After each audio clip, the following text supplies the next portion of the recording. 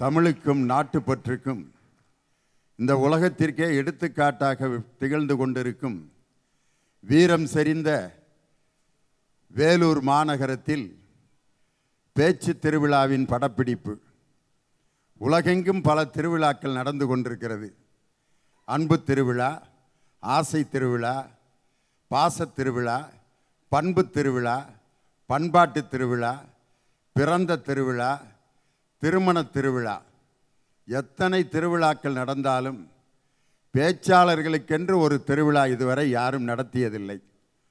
அதை முதலாக நினைத்து நடத்திய பெருமை பேச்சாளர்களுக்கெல்லாம் பேச்சாளராக, கலைஞர்களுக்கெல்லாம் கலைஞராக, எழுத்தாளர்களுக்கெல்லாம் எழுத்தாளராக, அரசியல் தலைவர்களுக்கெல்லாம் தலைவராக விளங்கிய முத்தமிழறிஞர் டாக்டர் கலைஞர் அவர்களின் பெயரை தாங்கிய கலைஞர் தொலைக்காட்சி தான் பேச்சாளர்களுக்காக ஒரு திருவிழாவை நடத்தி, ஒரு நடிகனுக்கு எவ்வளவு முக்கியத்துவம் இந்த சமுதாயத்தில் கொடுக்கப்படுகிறதோ அதே அளவுக்கு பேச்சாளர்களுக்கும் கொடுக்கப்பட வேண்டும் என்ற நோக்கத்தில் உருவாக்கப்பட்ட நிகழ்ச்சி தான் தங்கம் அக்மார்க் நல்லெண்ணெய் வழங்கும் பேச்சு திருவிழா. பள்ளி வாழ்க்கை, பள்ளிக்கூடத்து வாழ்க்கை, பள்ளிங்கிற வார்த்தையே ரொம்ப அழகான ஒரு வார்த்தை.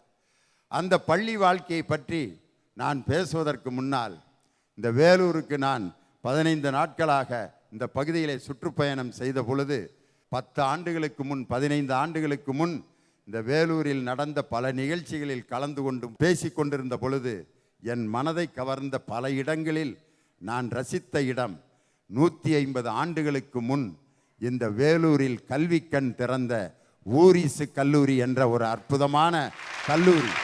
அந்த கல்லூரிக்கு அருகே உலக மக்கள் எல்லாம் நம்பிக்கையோடு வந்து தன் நோய்களை தீர்த்து கொண்டிருக்கக்கூடிய கிறிஸ்துவ மருத்துவ கல்லூரி சிஎம்சி என்று சொன்னால் வெள்ளூருக்கு கம்பீரத்தை தருகின்ற அந்த 2 நிறுவனங்கள், அந்த நிறுவனங்களை பற்றிய ஒரு காணொளி காட்சி இதோ உங்கள் முன்னால் உங்கள் கண்களுக்கு விருந்தாக.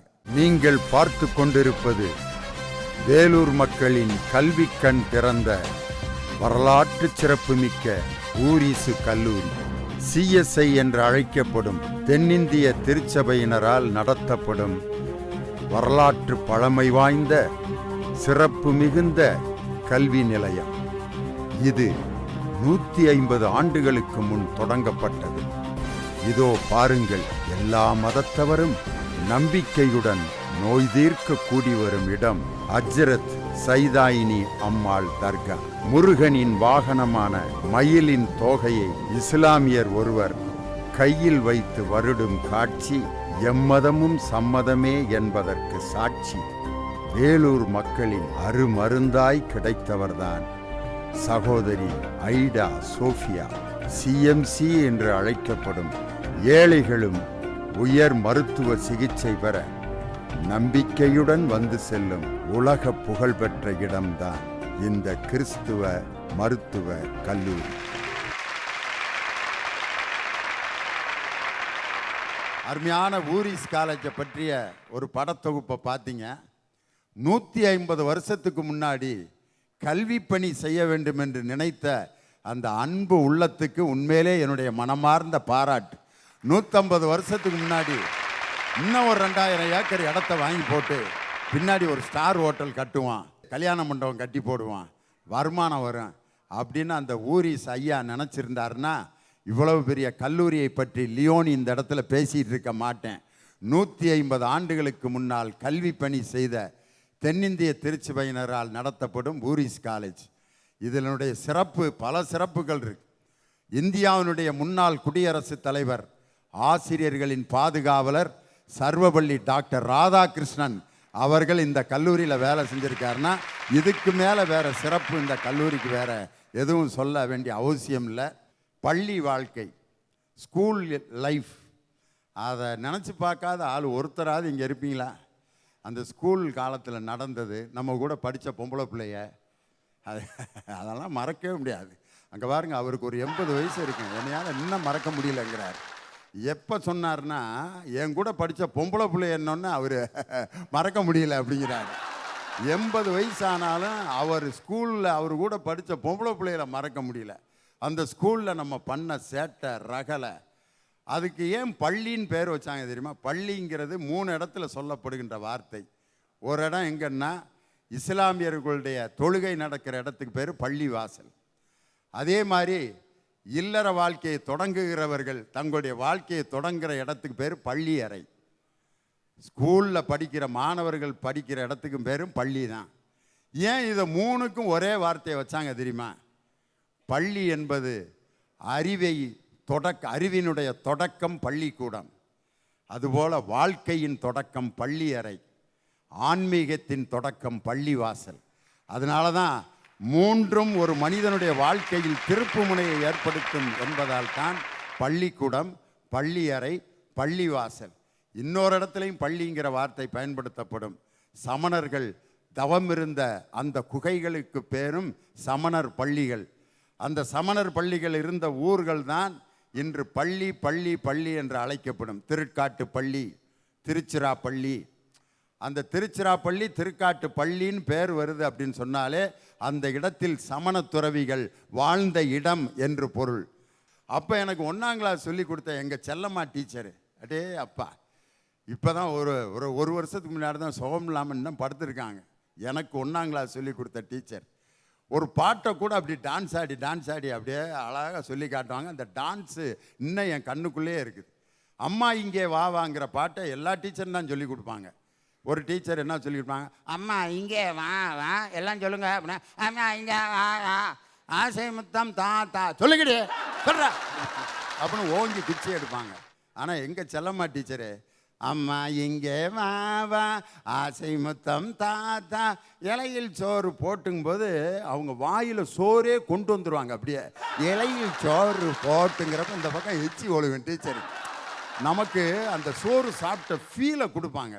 ஈயை தூர வாட்டு உன்னை போன்ற நல்லார் ஊரில் அவர் உள்ளார், என்னால் உனக்கு தொல்லை ஏதும் இங்கே இல்லை அப்படின்னு டான்ஸ் ஆடி அவங்க காமிச்ச அந்த இது அடுத்த நாள் டீச்சருடைய நடனத்தை எப்படா பார்ப்போம்னு ஆசைப்பட்டு வருவான். ஒரு ஆசிரியர், அந்த பள்ளிக்கூடத்து வாத்தியார்கள் தான் நம்ம மனசில் இன்னும் நம்மளை விட்டு போகவே மாட்டாங்க.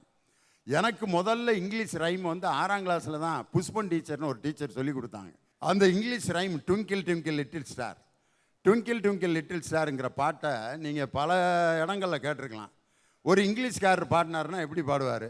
இங்கிலீஷ்காரர் லண்டனில் இருக்கவரை கூப்பிட்டு ட்விங்கிள் ட்விங்கிள் லிட்டில் ஸ்டாரை பாடியா அப்படின்னா எப்படி பாடுவார்?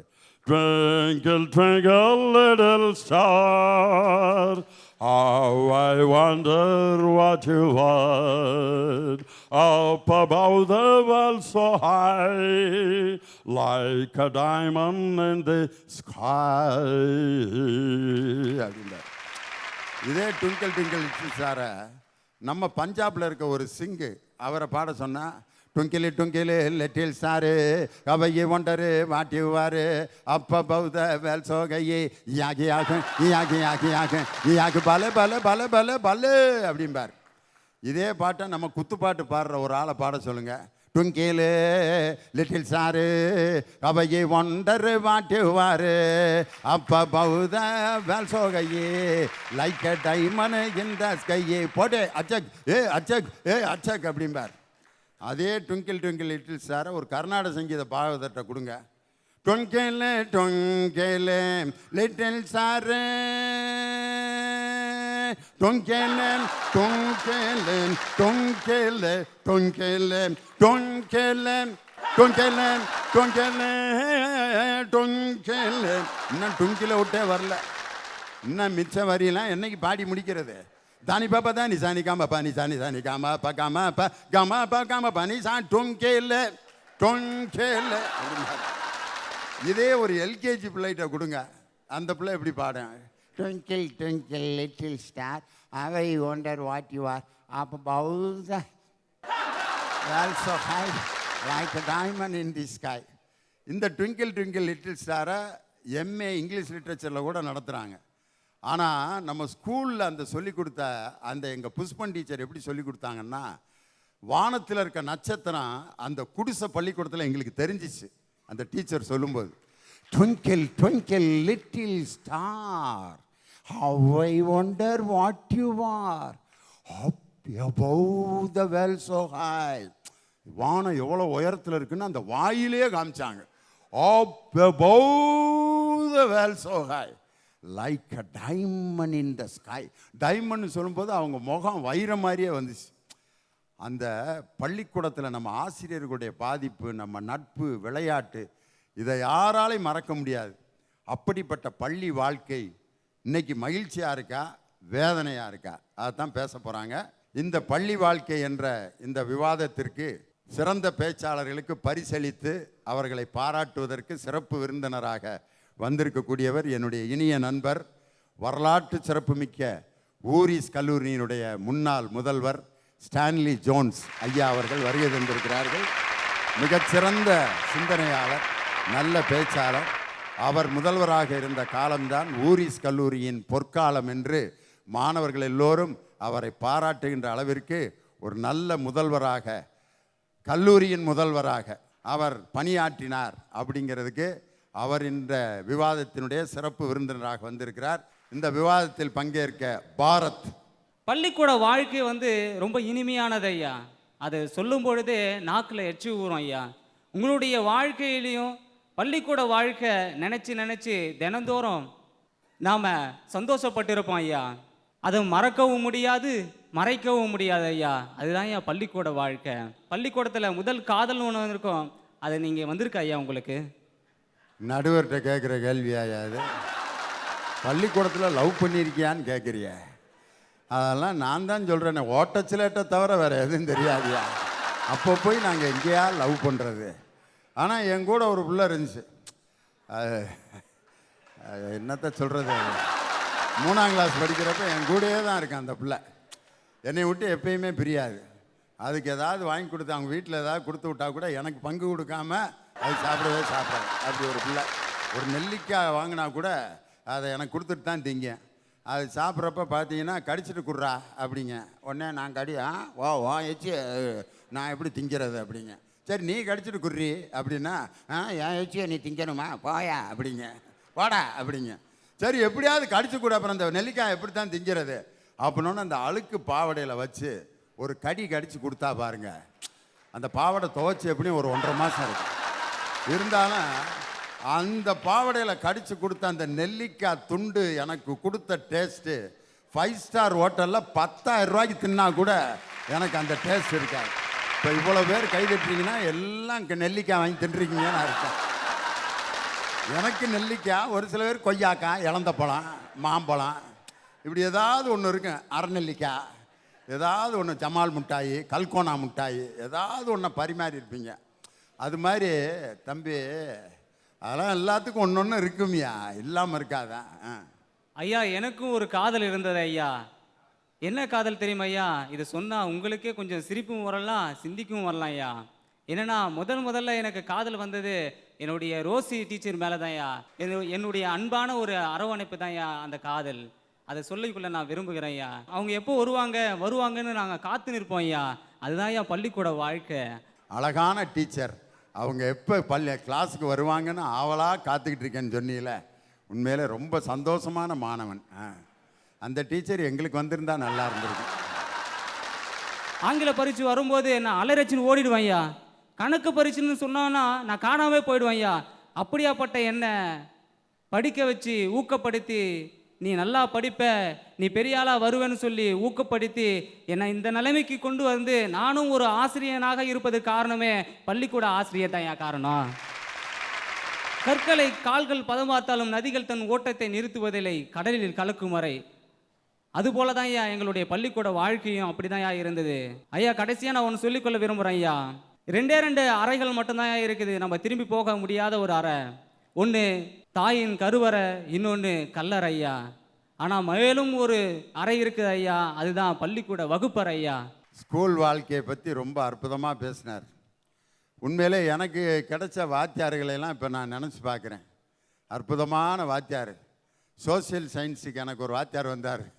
அவர் பேசுகிறப்ப பொடி போட்டுக்கிட்டு பேசுவார். அந்த பொடியினுடைய காரம் வாயில் இருக்கிறதுனால இடையில உறிஞ்சிக்கிட்டே இருப்பார்.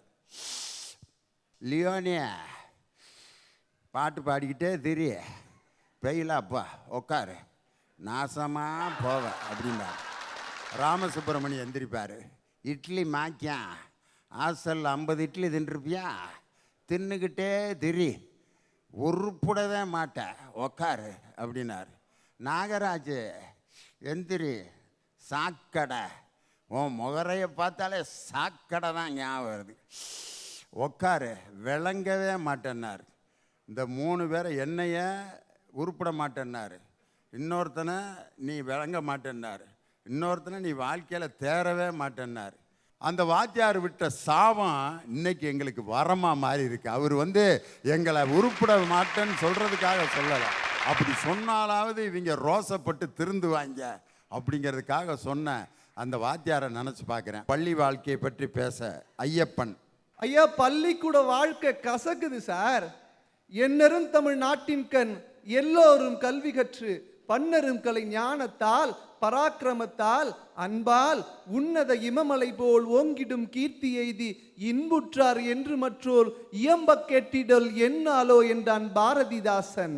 அந்த என்னால் நன்னால் பொன்னால் தெரியுமா? எங்க பிள்ளைங்க என்னைக்கு பள்ளிக்கூடத்திற்கு நிம்மதியா 9:30 மணிக்கு போய் 4:30 மணிக்கு வீட்டுக்கு வராங்களோ அந்த நாள் தான் சார் நிம்மதியான நாள். அப்படிப்பட்ட மகிழ்ச்சியான நாள் இன்னைக்கு இல்லையே சார். அதனால தான் சார் சொல்றேன், பள்ளிக்கூட வாழ்க்கை கசக்குது சார். ஐயா, அப்பெல்லாம் 9:30 மணிக்கு போய் 4:30 மணிக்கெல்லாம் வீட்டுக்கு வந்து சந்தோஷமா இருந்தோம்.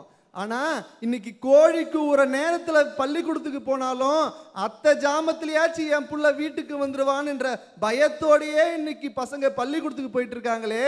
இப்படிப்பட்ட பள்ளிக்கூட சூழல் எங்களுக்கு கசப்பானதா இருக்குமே தவிர ஒருபோதும் இனிமையா இருக்காது சார். அப்பெல்லாம் நாங்க பள்ளிக்கூடத்துல நட்பை படிச்சோம், பாடத்தை படிக்கல, ஒரு சொட்டு கண்ணீர் விட்டதில்ல, நண்பர்களோடு சந்தோஷமா விளையாடினோம். அடிக்காத ஆசிரியர்கள் வேண்டும், படிக்காத பிள்ளைகளை தரம் பிரிக்காத பள்ளிக்கூடம் வேண்டும், சுமையில்லாத புத்தகப்பை வேண்டும், சுவையான அன்பான ஆசிரியர்கள் வேண்டும். அப்படிப்பட்ட பள்ளிக்கூட வாழ்க்கை தான் இனிக்குமே தவிர ஒருபோதும் அடக்குமுறையை கையாளும் இப்ப இருக்கிற பள்ளிக்கூட வாழ்க்கை ஒருபோதும் உதவாது. அது ஒருபோதும் எங்களுக்கு இனிக்காது. இன்னைக்கு அறநெறி சொல்லி கொடுக்குற வகுப்பு இல்ல, அப்புறம் எங்கிருந்து மாணவன் அறத்தோடையும் நெறியோடையும் வளருவான் சார். அதனாலதான் மாணவன் ஆசிரியர் கத்தி குத்து, மாணவன் ஆசிரியருக்கு முரண்பாடான உறவுன்னு சொல்றான்னு சொன்ன இப்படிப்பட்ட பள்ளிக்கூட சூழல் எங்களை கசக்குது சார். ஐயா, நிமிர்ந்த நன்னடியும் நேர்கொண்ட பார்வையும் வேணும்னு சொன்னான் பாரதி. ஆனா இன்னைக்கு படிக்காதனுடைய முதுகுல சுமக்கிற புத்தக மூட்டையை விட படிக்கிற பிள்ளைங்களுடைய முதுகுல சுமக்கிற புத்தக சுமை அதிகமா இருக்கு சார். படிக்காதவன் ரோட்ல கஷ்டப்படுறானா படிக்கிறவன் புத்தக ஏட்ல கஷ்டப்படுறான் சார். அதனால தான் சார் சொல்றேன், பள்ளிக்கூட வாழ்க்கை எங்களுக்கு கசப்பா இருக்கு சார். ஐயா, 2.5 வயசுல எங்களை ஸ்கூல்ல சேர்த்து விட்டதுல இருந்து நான் என்ன சாப்பிடணுன்றது அந்த பள்ளிக்கூடம் முடிவு பண்ணுது, நான் என்ன ட்ரெஸ் போடணுன்றது அந்த பள்ளிக்கூடம் முடிவு பண்ணுது, நான் என்ன டைப் கட்டணுன்றது அந்த பள்ளிக்கூடம் முடிவு பண்ணுது, நான் என்ன பேண்ட் போடணுன்றது அந்த பள்ளிக்கூடம் முடிவு பண்ணுது. கடைசி வரைக்கும் நான் என்ன படிக்கணுன்றதை மட்டும் என்னால முடிவு பண்ண முடியலையே சார். அதனால தான் சார் சொல்றேன், இந்த பள்ளிக்கூட வாழ்க்கை கசக்குது சார். ஐயா, இன்னைக்கு 10வது படிச்சா நாங்க படுற பாடு இருக்குது பாரு. நீயாவது வந்து சேர்ந்துட்டப்பா, இப்ப 1ஆம் கிளாஸ் சேர்ந்துருக்காங்க பாரு, அவனுங்களை நினைச்சா எனக்கு ரத்த கண்ணீர் வடிக்கணும் போல இருக்கு. 3ஆம் கிளாஸ்ல என்ட்ரன்ஸ் டெஸ்ட் வைக்க போறாங்களா அவனுங்களுக்கு. அவன் என்னத்துக்கு, அவன் என்ட்ரன்ஸுங்கிற வார்த்தைக்கே ஸ்பெல்லிங் தெரியாது. அவனை போய் என்ட்ரன்ஸ் டெஸ்ட் எழுத விட்டு 3ஆவதுல ஒரு என்ட்ரன்ஸு, 8ஆவதுல ஒரு என்ட்ரன்ஸு, 10ஆவதுல ஒரு என்ட்ரன்ஸு, 12ஆவதுல ஒரு என்ட்ரன்ஸு, 4 என்ட்ரன்ஸு எழுதணும்னு முடிவு பண்ணி அவனை உள்ள சொல்கிறப்ப 8ஆவதுக்கு என்ட்ரன்ஸ் எழுதுகிறப்ப அவன் ஜெயிலுக்கு என்ட்ரன்ஸுக்கு போயிடுவான். கண்டிப்பாக யாரையாவது கொலை பண்ணிட்டு போயிடுவான். ஏண்டா படிக்கணும் சந்தோஷமாக இருக்கலான்ட்டு வந்தால் எழுத வச்சுக்கிட்டே இருக்கீங்களாடா, இந்த கொடுமையாடா அப்படி. தான் படிக்க முடியாத படிப்பை தான் பிள்ளைங்க படிச்சிடுன்னு தன்னுடைய பொருளாதாரத்தெல்லாம் அடக்க வச்சு இன்னைக்கு படிக்கக்கூடிய சூழல்ல கல்வி வியாபாரம் ஆயிட்டு இருக்கேங்கய்யா. இந்த பள்ளிக்கூட வாழ்க்கை எங்களுக்கு கசப்பா இருக்கு. இந்த பள்ளிக்கூட வாழ்க்கை ஒருபோதும் எங்களுக்கு இனிமையை தராது சார். பள்ளிக்கூட வாழ்க்கை இன்னைக்கு கசப்பா இருக்கு அப்படின்னு ரொம்ப அருமையா தம்பி பேசினாரு. அதற்கு அடுத்து தன் கருத்துக்களை வழங்க சங்கரி. ஐயா, இனிமையான ஒரு வாழ்க்கை உண்டுன்னா அது பள்ளிக்கூட வாழ்க்கை தானங்க ஐயா. எவ்வளவுதான் பணம் புகழ்னு சேர்த்து வச்சாலும் எல்லார் மனசுலையும் ஏக்கத்தோட சொல்லுவாங்க, இந்த பள்ளிக்கூட வாழ்க்கை இன்னொரு முறை கிடைச்சா எவ்வளவு சந்தோஷமா இருக்கும். அந்த லாஸ்ட் பெஞ்ச் அரட்டை, சின்ன சின்ன சண்டை, அதுக்கு ஒரு பெரிய சமாதானம், டெஸ்ட்டுக்கு ஒழுங்காக படிக்கலன்னு தெரிஞ்சும் பிட்டை வாங்கி 4 பேர் எழுதுவான். அம்மா தாலாட்டு கூட ஈடாகாது கிளாஸில் மிஸ்ஸு நடத்துகிற பாடம். தாய் மடியில் கூட கிடைக்காத தூக்கம் எங்கேருந்து தான் வருமோ அந்த எக்ஸாம் ஹாலில். படிக்கிற மாதிரி நடிச்சுக்கிட்டு ஃப்ரெண்டு மேலே கல்லை தூக்கி போட்டுக்கிட்டு பேசிக்கிட்டு விளையாடிக்கிட்டு அதுலேயும் சிங்கிளு கமிட்டடு சொன்ன காதல் சொல்லாத காதல்னு எவ்வளோ ஜாலியாக இருக்கிற வாழ்க்கை இனிமையான வாழ்க்கை தானங்க ஐயா. என்னதான் பேட்டு பாலுன்னு வந்தாலும் நாங்கள் பள்ளிக்கூடத்தில் பேப்பரை பாலாவும் எக்ஸாம் பேடை பேட்டாவும் வச்சு விளாண்டதுக்கு ஈடாகுமா? இல்லை சுவையான சாப்பாடு இருந்தாலும் லஞ்ச் பெல்லில் ஃப்ரெண்டு கிட்ட வாங்கியோ இல்லை புடுங்கியோ சாப்பிட்டதுக்கு தான் ஈடாகுமா? இதை விட பெரிய சுகம் என்ன தெரியுங்களாயா? கிளாஸ் நடக்கிறப்ப 2 நிமிஷம் தூங்கி ஏந்திருக்கோம் பாருங்க, சொர்க்கத்துலேருந்து வந்த மாதிரி ஒரு ஃபீலுங்கய்யா. பாப்பா பயங்கரமாக பள்ளி வாழ்க்கையை அனுபவிச்சிருக்கிறியப்பா. வீட்டில் தூங்காத தூக்கத்தை எங்கள் கணக்கு பீரியடில் தான் நாங்கள் தூங்கினோம்னு. உண்மையிலே இந்த வாத்தியாருக்கு பாடம் நடத்துகிறப்போ ஒரு தூக்கம் வரும் பாருங்க, அது உண்மையிலே அருமையாக இருக்குது. A+B² அது மத்தியானம் ஃபஸ்ட்டு பீரியடு சாப்பிட்டு வந்து உட்காந்துருப்போம். எலுமிச்சம்பழ சோறு உருளைக்கிழங்கு இது 2ஐயும் தின்னுவிட்டு வந்து உட்காந்துருப்போம். மணி 2:05 அப்போ வருவார் கணக்கு வாத்தியார். A+B² A² + 2AB + B². 3 வாத்தியார் தெரிவார் எனக்கு. ஏன்னா ஒரு ஆள் 3 பாடம் நடத்திக்கிட்டு இருக்காரு அப்படின்ட்டு. கொஞ்ச நேரம் பார்த்தா இங்கிட்டு வாத்தியார் நின்றுட்டு இருப்பார். பாதினா அப்படி தள்ளுவாங்க. அப்படியே சில பேர் என்னன்னா ஒருத்தருக்கு ஒருத்தர் அந்த புஸ்தகத்தை மூஞ்சியில் வச்சுட்டு தூங்குவாங்க. இன்னும் சில பேர் நீட்டி நிமிர்ந்து படுத்துருவான். முன்னால் நல்லா அகலமான ஒரு பையன் இருப்பேன், அவன் முதுகுக்கு பின்னாடி படுத்திருப்பேன், வாத்தியாருக்கு தெரியவே தெரியாது. ஆனால் உண்மையிலே அற்புதமான தூக்கம் எதுன்னா முழிச்சுக்கிட்டே தூங்குவான் பாருங்க. சில பேர் வாத்தியாரை கவனிக்கிற மாதிரியே இருக்கான். வாத்தியார் இவனை மாதிரி கவனிக்கிறேன் உலகத்தில் யாருமே இல்லைடான்ட்டு அவன் நிம்மதியாக தூங்கிட்டு இருப்பான். வகுப்பில் தூங்குற தூக்கம் அது ஒரு தனி சுகம். அது அந்த மத்தியானம் ஃபஸ்ட்டு பீரியடு. உலகத்திலேயே அதிக பேரால நடிக்கப்பட்ட வெற்றிகரமான கதாபாத்திரம் எதுன்னு தெரியுமாயா? வயிறு வலி. காலைல 9 மணி ஆனால் போதும் எல்லா பயலுக்கும் வயிறு வலிக்க ஆரம்பிச்சிடும். அதே 4 மணிக்கு ஆனால் கேட்டையே பார்ப்பான், எப்படா பெல் அடிப்பாங்கன்னு. அந்த பெல் அடித்தா அந்த நிமிஷம் ஓடிடுவானுங்க. ஆனால் இப்போ வெளியில் நின்று கூட அந்த கேட்டை பார்க்க முடியாமல் நிறைய பேர் தவிச்சிட்டு இருக்காங்க ஐயா. சின்ன வயசில் நமக்கு பென்சில் யூஸ் பண்ண சொல்லி தருவாங்க, பெரியவங்களான உடனே பேனா யூஸ் பண்ண சொல்லி தருவாங்க. ஏன் தெரியுங்களாயா? நம்ம குழந்தையா இருக்கிறப்ப செய்கிற தவற அழிக்க முடியும், ஆனால் பெரியவனா ஆனதுக்கப்புறம் செய்கிற அழிக்க முடியாதுங்க ஐயா. பள்ளிக்கூட வாழ்க்கையில் நடக்கிற சேட்டைகள், தூங்குற தூக்கம், அந்த முன்னால் இருக்க பையன் மேலே இந்த காகிதத்தை உருட்டி இந்த அவன் மண்டையில் அடிப்பான். அவன் பார்த்தீங்கன்னா மண்டையில் அந்த காகிதம் பட்டோன்னா எவன் தூக்கி போட்டானோ அவனை தவிர மற்றவனையெல்லாம் பிடிச்சி அடிச்சுக்கிட்டு இருப்பேன். தூக்கி போட்டவன் ஜாலியாக உட்காந்துருப்பேன். அவன் அதில் இருக்க ஒரு ஜாலி அப்படியே அப்பா பின்னால் இருக்கவனை வங்குன்னு குத்துவேன். இங்கே வேறு நான் காகிதத்தை தூக்கி போட்டேன், அவன் அடி வாங்குறேன் அப்படின்ட்டு. அதே மாதிரி அசம்பிளியில் அல்லது காலையில் எந்திரிச்சு இறைவணக்கம் ஸ்கூலில் நடக்கேன். நீராறும் கடலுடுத்த அந்த நேரம் பார்த்து முன்னால் இருக்கேன் பெஞ்சை அப்படியே பின்னால் இழுத்து விட்டுருவாங்க. வாழ்த்துதுமே அப்படின்ட்டு 4 பேர் பொத்துன்னு கீழே உட்காருவேன். உடனே வாத்தியார் என்னடா அப்படின்னு பார்த்தா பெஞ்சை இழுத்து விட்டுட்டு அவங்க வாட்டுக்கு இருப்பாங்க. அந்த காட்சியிலே வாத்தியார்ட்ட அடி வாங்குவாங்க. அடிச்சுட்டு வெளியே போய் முழங்கால் போடுறா அப்படின்னா வெளியே அப்படியே முழங்கால் போட்டு அந்த முழங்கால் போட்டுட்டும் சேட்டை பண்ணிகிட்டு இருப்பேன். வாத்தியார்களுக்கு பட்டப்பேர் வைக்கிறது, ஐயோ அது ஒரு பெரிய சுகம். எங்கள் இப்போ பள்ளிக்கூடத்தில் ஒரு வாத்தியார் நெஞ்சிருக்கும் வரைன்னு பேர் வச்சான். அவர் நினச்சிக்கிட்டு இருக்காரு சிவாஜி கணேசன் மாதிரி நம்ம பாடம் நடத்துகிறோம் போல இருக்குது, அதுதான் நெஞ்சிருக்கும் வரைன்னு பேர் வச்சுருக்காங்கன்னு பார்த்தா அவர் பேண்ட்டு இது வரைக்கும் போட்டு வருவார், நெஞ்சிருக்கும் வரை. அந்த வாத்தியாரை எப்போ இந்த பட்டப்பேரை சொன்னோம்னா நாங்கள்லாம் 11th முடிச்சுட்டு போகிறப்ப தான் அவர்கிட்ட சொன்னோம்.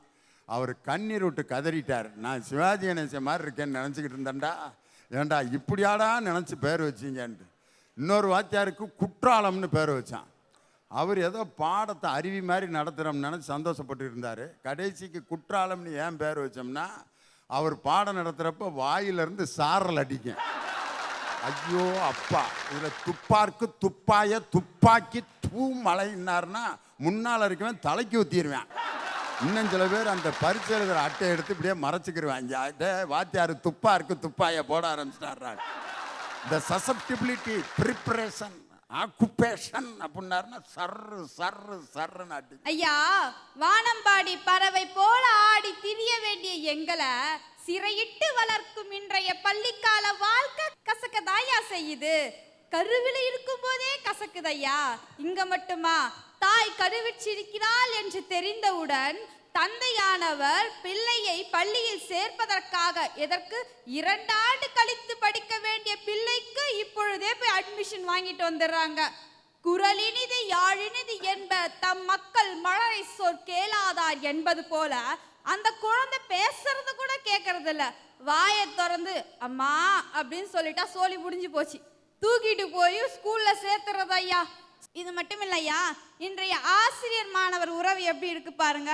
எங்க வாத்தியார் வராரு, நடத்துறாரு. தமிழ் வாத்தியார் வந்து நடத்துறாரு. செல்லுனா போன்னு சொல்றாரு. சரி, ஃப்ரீடு முடிஞ்சு போச்சு. அடுத்து இங்கிலீஷ் வாத்தியார் வராரு. செல்லுனா செல்போன்னு சொல்றாரு. ஓ, அது இல்லை போல, இதோ நாங்க நினைச்சுக்கிறோம். அடுத்து அறிவியல் வாத்தியார் வராரு. செல்லுனா அது ஒரு பாக்டீரியாக்குள்ள இருக்க உயிரின்னு. என்னடா இது, 3 பேரும் 3 விதமா நடத்தினா நாங்க என்னத்தை பண்றது அப்படின்னு சொல்லிட்டு நாங்க புலம்பிட்டு இருக்கோம். ஒரு காலத்துல நான்லாம் வாத்தியாரை பார்த்தனாவே நான் இந்த நிலைமைக்கு வரேன்னா அது காரணம் என்னுடைய ஆசிரியர் தான் சார், நான் இல்லைன்னு சொல்ல மாட்டேன். ஆனா எதுக்காக வரேன்னா, மாணவர்கள் வந்து ஆசிரியர்கிட்ட நாங்கள் கீழ்ப்படிதலோடு இருந்தோம். இந்த நிலையில கீழ்ப்படிதலே என்று இல்லாத இந்த கால கல்வி வாழ்க்கை எங்களுக்கு கசக்குதான் செய்யுது. கல்வின்றது எதுனா, ஒரு மாணவர் வந்து இருட்டிலிருந்து வெளிச்சத்திற்கு வருவதற்காக தான். மதிப்பெண்ணின் மயத்தை மட்டுமே நோக்கி இருக்கின்ற கல்வி முறை பாருங்க. ஸ்கூல் சிலபஸ் என்னவோ 100 GB, நாங்கள் படிக்கிறது என்னவோ 100 MB, மண்டையில் நிற்கிறது என்னவோ 100 KB தான், நாங்கள் எழுதுறது என்னவோ 100 பைட் தான். அப்போ ரிசல்ட் மட்டும் எப்படி ஐயா வரும்? நல்லதொரு வாய்ப்பை தருகிய அனைத்து நல்லுள்ளங்களுக்கும் நன்றி கூறி விடைபெறுகிறேன். நன்றி, வணக்கம். மாணவர்கள் அன்னைக்காவது அடி வாங்கி நாங்கள் கஷ்டப்பட்டோம். இன்னைக்கு இருக்க பயலுக பாவம், பிறந்தோன்னு பள்ளிக்கூடத்தில் கொண்டு போய் விட்டுறாங்க அவனுங்களை. பாவம், அது என்ன பள்ளிக்கூடம்னே தெரில. இந்த இப்படியே இருக்கேன். அவங்க அம்மா எழுப்பிடுது, எந்திரா ஏமா பள்ளிக்கூடத்துக்கு போனேன், 12,000 ரூபா கட்டியிருக்கேன், நீ கட்டினதுக்காக நான் போக முடியுமா? இது என்னையா இந்த பள்ளிக்கூடம்? என்ன காரணம்னா, அப்பா அம்மா 2 பேரும் வேலைக்கு போக வேண்டியிருக்கு. பிள்ளைகளை எங்கேயாவது கொண்டு போய் தள்ளணும். அதுக்குன்னே கண்டுபிடிச்சது தான் இந்த ப்ரீகேஜி, எல்கேஜி, யூகேஜிலாம். இதெல்லாம் இன்றைக்கி மாணவர்களுக்கு மகிழ்ச்சியவா தருது கேட்டாங்க. அதற்கு அடுத்து பேச வருபவர் அதிதி. ஐயா, ஒருவன் தன் வாழ்வில் முன்னேற முதற்படியாக இருப்பது பள்ளிக்கூடமே. ஏன் இப்பெல்லாம் வீட்டில் நிம்மதியாகவே இருக்க முடியல ஐயா. வீட்டில் வேலை செய்யறதுன்னு கடைக்கு போன நிம்மதியாக எல்லாம் போச்சு. இது மட்டுமா, டிவியை கூட நம்மளால நிம்மதியாக பார்க்க முடியுதா? அப்பா நானா நியூஸ் சேனலில் வச்சுக்கிறாரு, அம்மா நானா சீரியலில் வச்சுக்கிறாங்க, அண்ணன் நானா கிரிக்கெட் சேனலில் வச்சுக்கிறாரு, ஏன் தங்கச்சி கூட கார்ட்டூன் சேனலில் வச்சுக்கிறாரு. ஐயா, எங்களால் எப்படியா டிவியை பார்க்க முடியுது? நீங்களாச்சும் நிம்மதியாக டிவியை பார்க்குறீங்களா ஐயா? எங்கம்மா எங்களையெல்லாம் டிவி பார்க்க விட்றாங்க?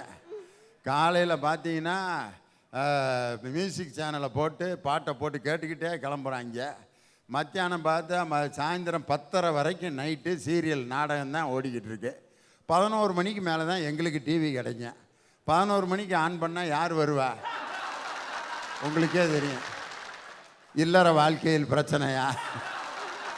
வாழ்க்கையே பிரச்சனையாக கிடக்குது, நீ வேற ஏயா நேரத்தில் அப்படின்னு. நாங்கள் மாத்திரை கொடுக்குறோம், கவலையே படாதீங்க. ஒரு மாத்திரையும் வேணாம், ஒரு கழுதையும் வேணாம். இதைத்தான் உட்காந்து நாங்கள் பார்த்துக்கிட்டு இருக்கோம். எங்கள் வகுத்தரிச்சா உனக்கு ஒன்றும் தெரியாதுமா, பேசாமல் இருமா. ஐயா, ஆனால் நாங்கள் பள்ளிக்கு போகும்போது தான் என் நண்பர்களோடு எல்லாருமே நிம்மதியாகவே இருக்கிறோம் ஐயா. இது வீட்டில் கூட நடக்கத்தில்லையா. அப்படிப்பட்ட பள்ளிக்கூடத்தில் ஏதையா கசப்பு உண்டு? இரவுக்கு நிலவழகு, பகலுக்கு சூரியன் அழகு, செடிக்கு பூக்கள் அழகு, இசைக்கு பாடல் அழகு, ஆனால் மாணவர்களுக்கு கல்வியே அழகு ஐயா. அத்தகைய கல்வியை நமக்கு தரும் பள்ளிக்கூட வாழ்க்கையே இனிமையானது ஐயா. பெற்ற தாய் எனக்கு உயிர் கொடுத்தாலும், கண்ணை இமை காப்பது போல் என் தந்தை என்னை காத்தாலும், எனக்கு ஒழுக்கத்தையும் வாழ்க்கையில எப்படி முன்னேறணும்னு, இன்ப துன்பங்களை எப்படி எதிர்கொள்ளுன்ற துணிவையும் கற்றுக் கொடுப்பதே என்னுடைய பள்ளிக்கூடம் தான் ஐயா.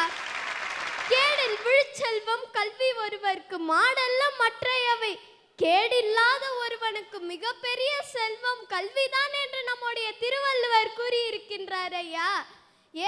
நீங்கள் துன்பம் என்று எதை ஐயா நினைக்கிறீர்கள்?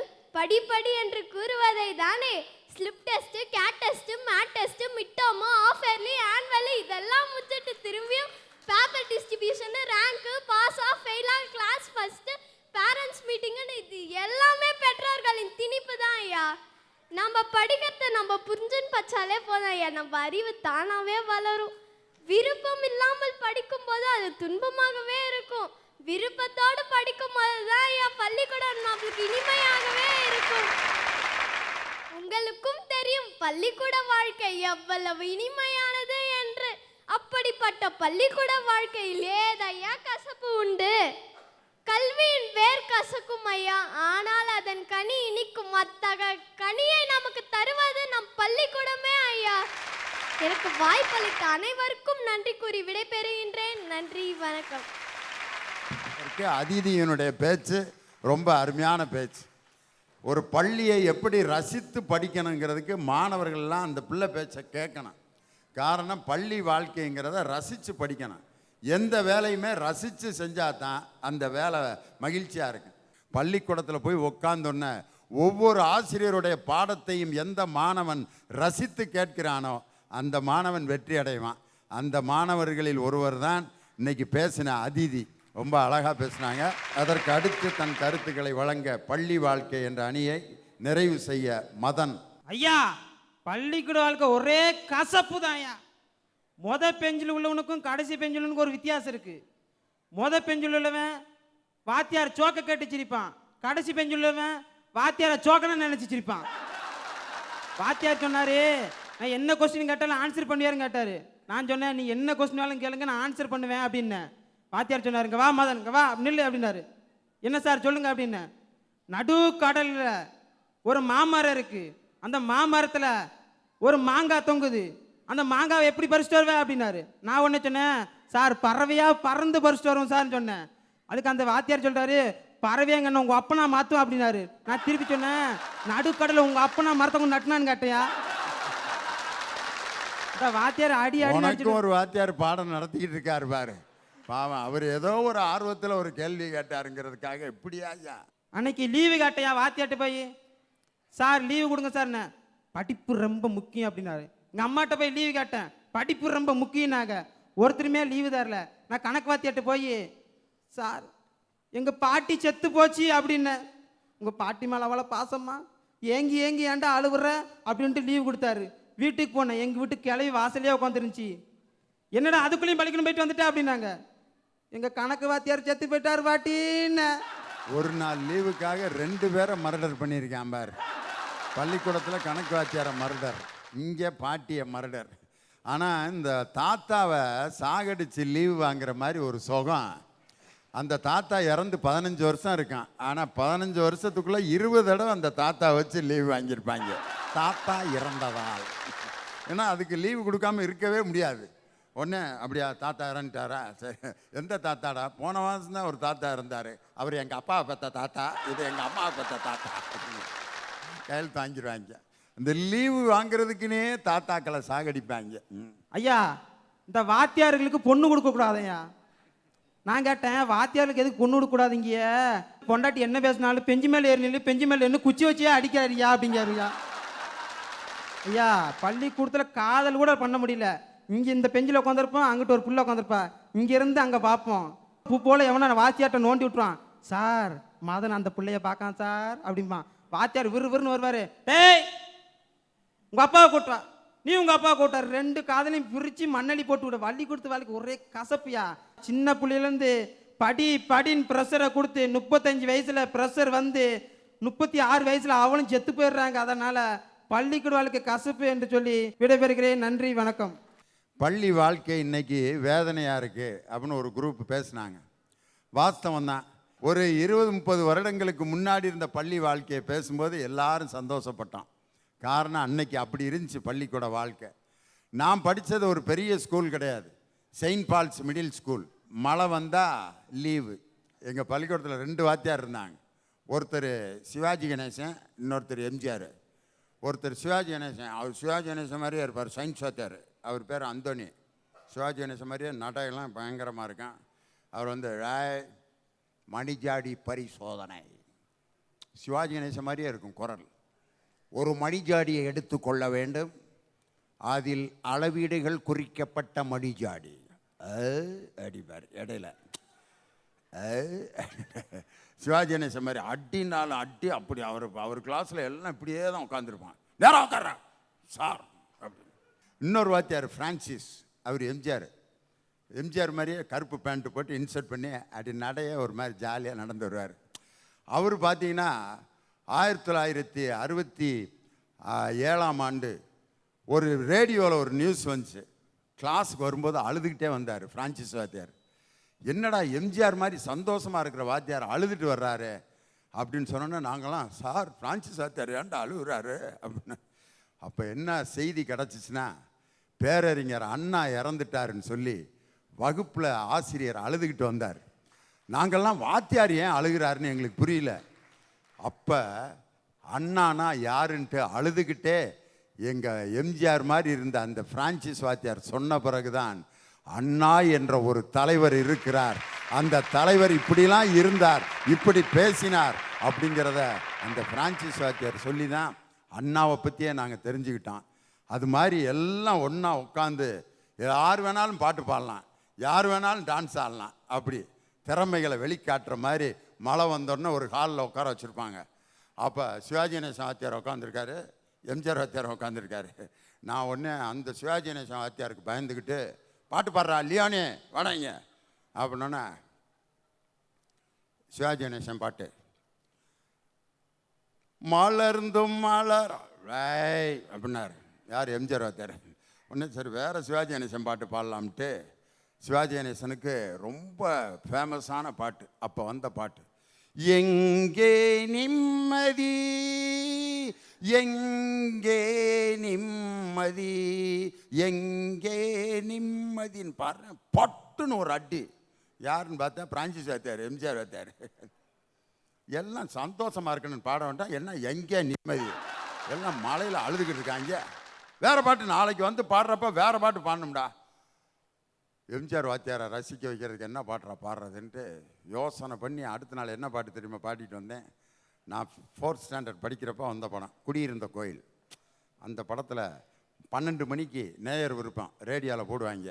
கேட்டுட்டு ஒரு 5 வரி எழுதி அடுத்து மழை வர்றப்ப இந்த பாட்டை தாண்டா நம்ம பாடினோம் அப்படின்ட்டு, என்னை தெரியுமா நான் சிரித்து பழகி கருத்தை கவரும் ரசிகன், என்னை தெரியுமா உங்கள் கவலை மறக்க கவிதை பாடும் கவிஞன், என்னை தெரியுமா ஆஹா ரசிகன் நல்ல ரசிகன் நல்ல ரசிகன் பாடணுன்னு பிரான்சிஸ் வாத்தியார் என்னை கட்டி பிடிச்சி ஒரு முத்தம் கொடுத்தாரு. அந்த முத்தம் தான் இன்னைக்கு நான் எம்ஜிஆர் மாதிரி உங்கள் முன்னாடி பாடி கைதட்டு வாங்குறேன்னா பிரான்சிஸ் வாத்தியார் கொடுத்த முத்தம். அப்படி வாத்தியார்களில் சிவாஜி கணேசன் எம்ஜிஆர் மாதிரி ரசித்த ஆசிரியர்கள், வெறும் செய்யுள்களை நடத்துபவர்கள் மட்டும் எனக்கு தமிழாசிரியர்களாக கிடைக்கவில்லை. இன்னைக்கு லியோனி மேடையில் பேசுவதற்கு காரணமான என் தமிழாசிரியர் புலவர் ராமசாமியை இன்னைக்கு நான் நன்றியோடு நினச்சி பார்க்குறேன். எப்படி பாடம் நடத்துவார் தெரியுமா? பேரறிஞர் அண்ணா எழுதிய ஒரு பாடம் இருந்துச்சு எங்களுக்கு 9th. அண்ணாவினுடைய பாடத்தை அண்ணாவினுடைய குரல்லே நடத்துவார். அதுதான் ராமசாமி ஐயா. அண்ணா அன்னைக்கு எழுதின பாட்டை அண்ணா குரல்லே பேசி காட்டுவார். ஆய்ந்தறிதல் வேண்டும், அதற்கேற்ற அஞ்சாமை வேண்டும், என்றேல் சிந்தனையை சிறைப்படுத்திவிட்டு கொடுமையை கோலோச்ச செய்வதற்கு உடந்தையாகி விடுவோம். பட்டம் பெற்றிடுகின்றீர், பாராட்டுக்குரியீர், பட்டம் எதற்கு காட்டி கழித்திடவா, அன்றி பணி செய்திட கிடைத்திட்ட ஆணையென கொண்டிடவா, புள்ளி கலாபமையில் தோகை விரித்து ஆடுவது எதற்காக, பிறர் காண்பதற்காக, பிறர் மகிழ்வதற்காக. என்ன அண்ணாவினுடைய குரலை 9th என்னை கேட்க வச்சார் பாருங்க என்னுடைய தமிழாசிரியர். அண்ணாவின் குரல் மட்டும் இல்லை, எம்ஆர் ராதாவோட குரலை பேசி காட்டுவார் வகுப்பில். பாகப்பிரிவினன் ஒரு படம் வந்தப்போ அந்த படத்தில் வர்ற வசனத்தை வகுப்பில் பேசுகிறாரு. எம்ஆர் ராதா சிகரெட் குடிச்சிட்டே வருவார். பிளடி நான்சென்ஸ், ஃபாரின்ல நீராவியில் ராக்கெட்டும் கப்பலும் விட்டுக்கிட்டு இருக்கான், நம்ம பையில அதே நீராவியில் இட்லியும் கொலா புட்டும் செஞ்சு வாயில் விடுறான். எங்கடா சயின்ஸாக முன்னேற போகுது? Bloody nonsense. என் தமிழ் வாத்தியார் அன்னைக்கு இந்த வாய்ஸில் எனக்கு பேசலைன்னா லியோன் இன்னைக்கு மேடையில் இவ்வளவு குரல்களில் பேச முடியாதியா? ஒரு மாணவனின் தனிப்பட்ட வாழ்க்கையை எந்த ஆசிரியர் தொடுகிறாரோ அவர்தான் வாழ்நாள் முழுவதும் நினைக்கப்படுவார். யார் அன்னைக்கு நான் நினச்சி பார்க்குறேன் தெரியுமா? எங்கள் பள்ளிக்கூடத்தில் வேலை பார்த்த சிவன் பிள்ளை என்ற ஒரு ஆசிரியர். அவர் மேத்ஸ் வாத்தியார். என்ன செய்வார் தெரியுமா? வகுப்புக்குள்ளே வந்த உடனே எந்த மாணவர்கள் எல்லாம் சோர்வாக இருக்கிறார்களோ அவங்களெல்லாம் எழுப்பிடுவார். என்னடா டல்லாக இருக்க? என்ன காலையில் சாப்பிடல சார்? ஏண்டா? வெள்ளோட்டில் எங்கள் அப்பா பூ தோட்டத்தில் போய் மல்லிகை பறிச்சுட்டு வர சொன்னார் சார். பறிச்சுட்டு மார்க்கெட்டில் போட்டு வந்தேன், சாப்பிடல சார். சாப்பிடாத மாணவர்கள் ஒரு 5 பேரை உடனே எடுத்து அவர் போகிற வகுப்புலாம் எந்தெந்த மாணவர்கள் சாப்பிடவில்லையோ அந்த 20 மாணவர்களுக்கும் வீட்டுக்கு போகிறதுக்குள்ள அந்த மாணிக்க வாசகர் கேன்டீனில் பொட்டலை சாதம் வாங்கி கொண்டு வந்து அவர்களை சாப்பிட வைத்துவிட்டு வீட்டுக்கு சென்றார் ஒரு ஆசிரியர். அரசாங்கம் மதிய உணவு திட்டத்தை அமுல்படுத்துவதற்கு முன்பே என் பள்ளியில் மதிய உணவு திட்டத்தை அமுல்படுத்திய அந்த ஆசிரியரை இன்னைக்கு நான் நினச்சி பார்க்குறேன். பாடத்தை சொல்லிக் கொடுப்பவர்கள் மட்டுமல்ல, கலைகளை வளர்ப்பவர்கள் மட்டுமல்ல, ஒரு மாணவனின் தனிப்பட்ட வாழ்க்கையை எந்த ஆசிரியர் தொடுகிறாரோ அந்த ஆசிரியர் தான் வாழ்க்கையில் சிறந்த ஆசிரியர்களாக இருப்பார்கள். அப்படி நமக்கு கிடைத்த ஆசிரியர்கள் தான் பள்ளி ஆசிரியர்கள். இன்றைய பள்ளி கல்வி எப்படி இருக்க வேண்டும் என்று சொன்னால், மாணவர்களுக்கு மகிழ்ச்சி தருகின்ற பள்ளி கல்வி இன்னைக்கு வர வேண்டும். மாணவர்களை சித்திரவதை செய்கின்ற அந்த பள்ளி இன்று தேவையில்லை. மாணவர்களுக்கு தாய்மொழியில் கல்வி எந்த பள்ளியில் கற்றுக் கொடுக்கப்படுகிறதோ அந்த தாய்மொழி கல்விக்கு முக்கியத்துவம் கொடுக்கின்ற பள்ளிகள் உற்சாகப்படுத்தப்பட வேண்டும். தமிழ் வழி கல்வியில் படித்து வெற்றி பெற்ற மாணவர்களுக்கு உடனடியாக கல்லூரியில் இடம் தர வேண்டும். தமிழ் மீடியத்தில் படித்த மாணவர்களுக்கு அரசாங்க பணியில் முன்னுரிமை கொடுக்கப்பட்டால் தமிழ் மீடியத்தில் படிக்கின்ற மாணவர்களின் எண்ணிக்கை பெருகிக் கொண்டே போகும். ஆங்கில புலமை வேண்டாம் என்று சொல்லவில்லை, ஹிந்தி என்ற மொழியை படிக்க வேண்டாம் என்று சொல்லவில்லை. ஆனால் கண்டிப்பாக நீ படிக்க வேண்டும் என்று திணிப்பதை எந்த தமிழனும் ஏற்றுக்கொள்ள மாட்டான். தாய்மொழியில் கல்வி கற்கின்ற அந்த பள்ளி வாழ்க்கை நமக்கு கிடைக்கட்டும் என்று இந்த விவாதத்தை நிறைவு செய்து சிறப்பு விருந்தினராக கலந்து கொண்டிருக்கிற ஊரிசு கல்லூரியினுடைய முன்னாள் முதல்வர், தமிழ்துறை தலைவர், இலக்கியவாதி ஸ்டான்லி ஜோன்ஸ் கருணாகரன் ஐயா அவர்களை மேடைக்கு வருமாறு அழைக்கிறோம். சிறப்பாக பேசி அடுத்த சுற்றிற்கு தகுதி பெற்ற மாணவர் யார் என்பதை மதிப்பிற்குரிய சிறப்பு விருந்தினர்கள் அறிவிக்க உள்ளார். பள்ளி வாழ்க்கைதான் மகிழ்ச்சி மிக்கது என்ற அணியிலிருந்து சிறப்பாக தம்முடைய வாதத்தை எடுத்து வைத்ததற்காக, நன்றாக பேசியதற்காக தெரிவு செய்யப்பட்டிருப்பவர் செல்வி அதித்தி.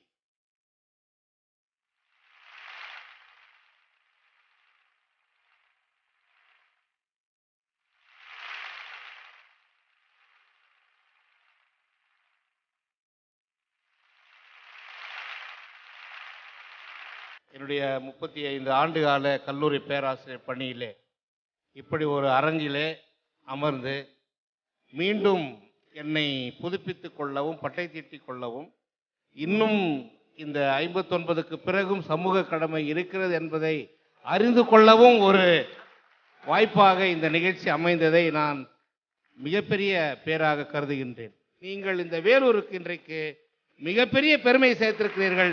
மீண்டும் ஒரு விசை கரவொலி எழுப்பி நாம் விடைபெறுகின்றோம். நன்றி.